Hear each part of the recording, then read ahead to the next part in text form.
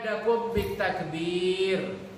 Hiasi hari raya kalian, hari kemenangan kalian, malam-malamnya juga dengan takbir, dengan banyak mengucapkan Allahu Akbar, Allahu Akbar, Allahu Akbar, Allahu Akbar, La ilaha illallah, Allahu Akbar, Allahu Akbar, walillahilhamd. Ini yang diajarkan sama Nabi Muhammad di malam harinya sampai khatib naik mimbar cukup takbirnya. Bahkan dikatakan jalan dari rumah sunnahnya juga nanti kita akan bahas. Ini takbir dibaca setelah sholat isya. Takbir terus. Selama ente terus lisan ini takbir, dikit-dikit takbir. Ente mau bakar ayam sambil takbir boleh. Bakar ikan sambil takbir boleh. Terus apalagi ngumpul-ngumpul silaturahmi sama teman boleh. Tapi tetap ikutin standar prosedur tim COVID-19 sama Pemda dan juga lembaga ormas-ormas Islam. Jangan berdekatan, jangan pelukan kayak Teletubbies, ente nggak boleh.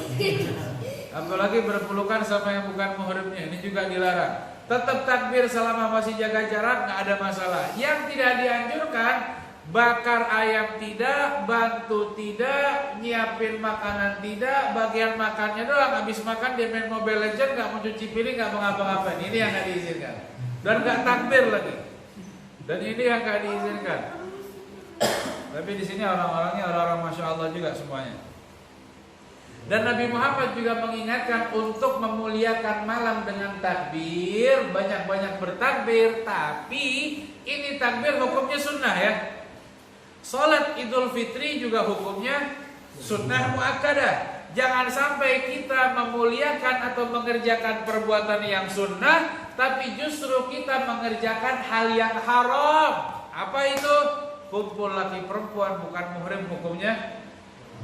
Ini kan malam Idul Fitri, wah keluar anak gadisnya, keluar wah laki perempuan campur duduk naik boncengan naik motor peluk-pelukan, wah masya Allah malam baik dibikin maksiat. Naudzubillah, subhanallah. Kalau antum kan kelihatan anak-anak muda wajah-wajah surga semuanya nih. Amin. Gak ada kelihatannya malam Idul Fitri video call sama ceweknya yang belum nikah tuh gak ada kayaknya. Ya kan wajah-wajah surga semuanya. Kelihatan semuanya masya Allah. Tapi kalau video call sama istri ya boleh, video call sama keluarga boleh. Ini kan kita nggak boleh pulang. Ini cobaan. Justru ibadah di masa cobaan seperti ini sangatlah luar biasa dan besar pahalanya.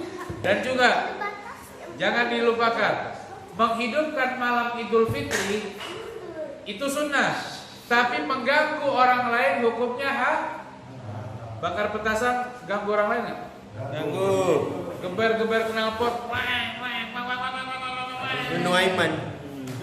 Gas-gas motor. Itu ganggu orang nggak?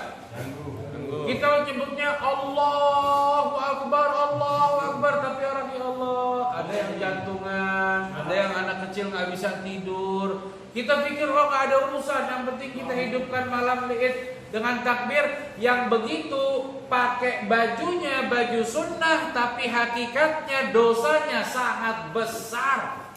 Karena melakukan perbuatan ibadah di malam yang baik pahalanya besar. Dosa dilakukan di malam baik juga dosanya sangat besar. Ente melakukan sholat tasbih, sholat taraweh atau sholat witir di malam Ramadan, pahalanya dilipat gandakan sampai malaikat nggak boleh ikut nyatet saking banyaknya pahala yang Allah berikan. Malaikat nggak tahu berapa pahalanya karena Allah langsung yang akan memberikannya. Itu sholat witir di malam Ramadan. Tapi kalau sholat witir di selain malam Ramadan, pahalanya besar. Allah juga memberikan pahala, tapi malaikat tahu berapa pahalanya. Di bulan Ramadan gak ada yang tahu. Begitu juga dosa dilakukan di malam Ramadan, sangatlah besar dosanya di hadapan Allah. Allah selamatkan kita jangan sampai mengerjakan perbuatan dosa sedikit pun insyaallah. Amin. Amin. Ya Rabbal Alamin. Kemudian bagaimana sholat Id mengerjakannya, caranya, bagusnya di mana? Ini seru nih ya. Beda. Awwalu 'idin sholaha Rasulullah sallallahu alaihi wasallam hiya 'Idul Fitri fi sanati tsaniyah min al-hijrah. Nabi Muhammad pertama kali mengerjakan sholat Idul Fitri itu tahun kedua Hijriyah. Wahiyya sunnah, ingat ya, itu hukumnya sunnah muakkadah. Sunnah muakkadah. Wa tusyra' jamaah, dan disyariatkan berjamaah. Wali munfarid, sendiri juga boleh. Musafir, orang yang lagi perjalanan musafir, pas lagi hari raya Idul Fitri dia lagi di bandara, pas lagi mau berangkat hari raya dia di bandara, tetap sunnah sholat Idul Fitri. Kemudian hurrin, abdin, orang merdeka, budak, pembantu, karyawan, semuanya disunnahkan, laki-laki dan perempuan, anak kecil juga disunnahkan, siapapun disunnahkan. Tapi memang cara yang afdol berjamaah. Kemudian kalau di Timika alhamdulillah sudah ada izin untuk melaksanakan sholat id di masjid dengan standar prosedur yang diberikan oleh pemerintah sama tim Covid, yang akan dicek dulu sehari sebelum sholat id.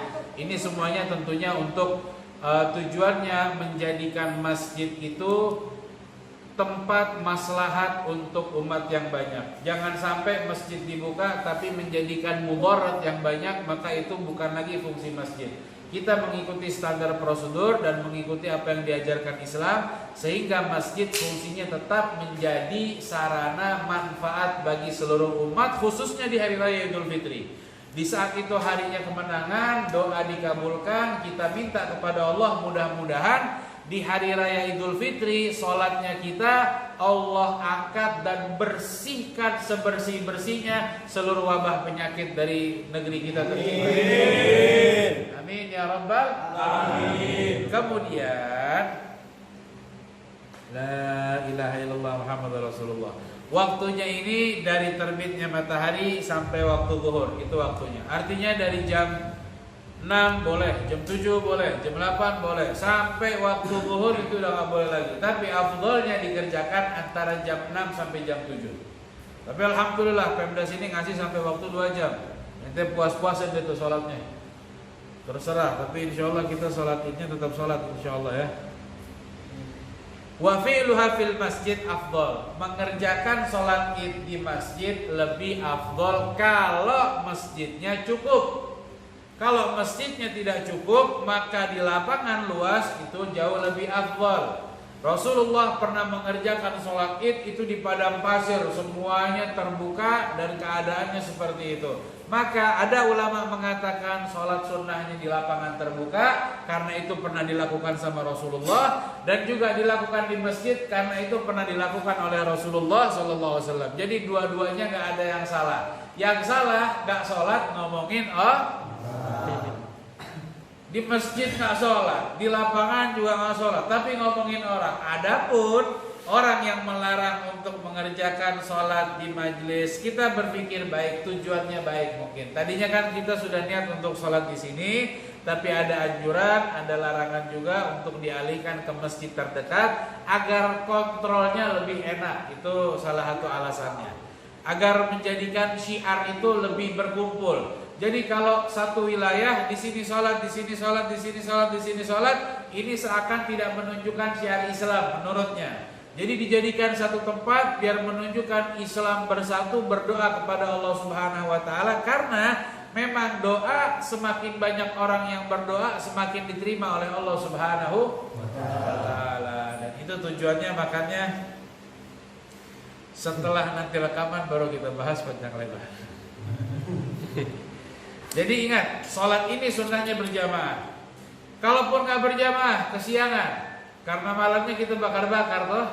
Malamnya jalan-jalan, keliling-keliling. Tapi sekarang nggak boleh, nanti keliling dipukul. Sekarang polisi India sudah datang ke Timika ini. Hati-hati. Nggak boleh, bahkan bupati mengarahkan kalau sampai pelanggarnya bisa parah, bisa sampai masuk penjara. Tapi mudah-mudahan kalaupun masuk penjara nanti juga dikeluarin karena Covid juga kan. Jadi ini sholat sunnah. Kalau nggak bisa sholat di masjid kesiangan atau karena takut alasan lagi banyak penularan atau apa, maka sholat di rumah pun boleh. Bagaimana caranya? Sholat Idul Fitri caranya, sunnahnya takbir di rakaat pertama 7 kali. Ente sholat contohnya di rumah nih. Tapi saya nggak nganjurin antum sholat di rumah ya. Kalau seandainya ini kesiangan, tapi mudah-mudahan sih nggak ada yang kesiangan. Ini wajah-wajah subuh semuanya kelihatan nih. Muka-muka subuh semuanya nih, Masya Allah. Ya kan, muka subuh semua kan? Maksudnya muka-muka subuh, dekat-dekat subuh baru tidur, Ustaz. Jadi kalau pas kesiangan, bagaimana sholatnya? Sholat di rumah, ajak istri, ajak anak. Kalau nggak ada anak istri, masih jomblo, ya Allah kesian. Mudah-mudahan cepet nikah, insya Allah. Amin. Cus, ini banyakan yang amin, yang nikah juga amin. Yang udah kawin juga amin, Masya Allah deh. Jadi kalau nggak bisa sholat di masjid, ketinggalan contohnya, atau ada rasa takut berlebihan, atau ada himbauan untuk nggak boleh sholat, karena ada beberapa daerah yang tetap nggak boleh melaksanakan sholat id. Ya kalau nggak salah begitu ya.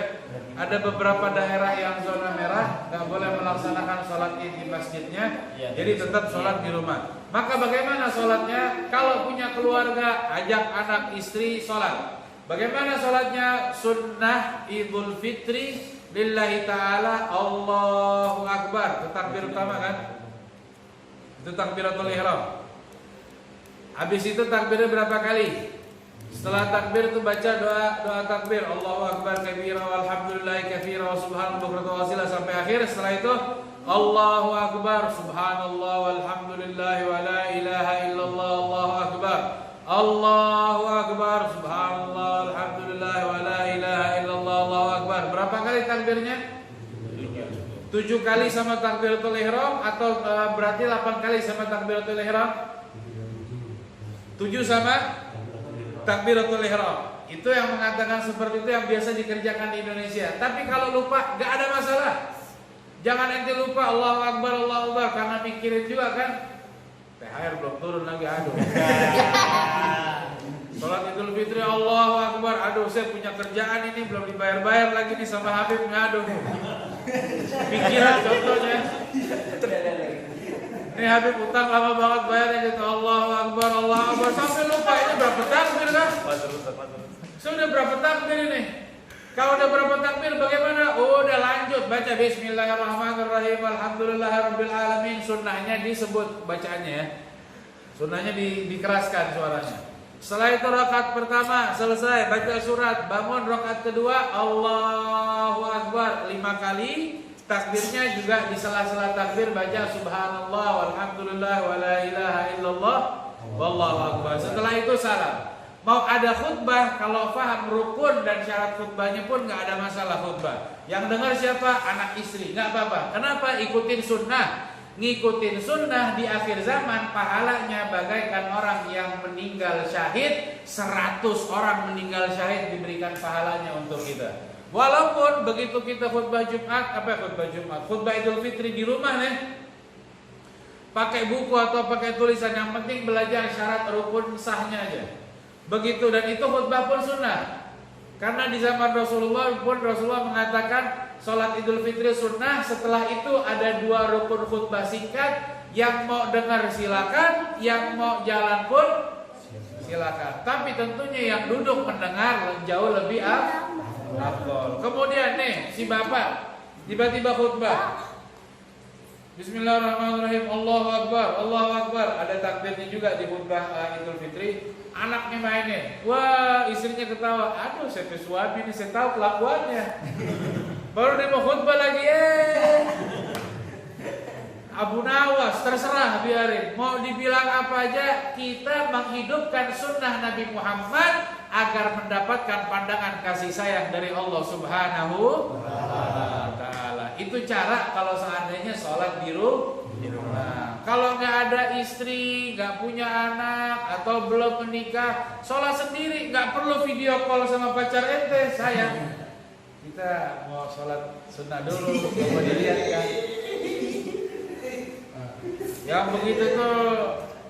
Yang begitu boleh dapat siram-siram sedikit dimandikan. Dan sholat sunnah ada, sholat Idul Fitri ini sholat sunnah tapi ada sunnahnya. Nah,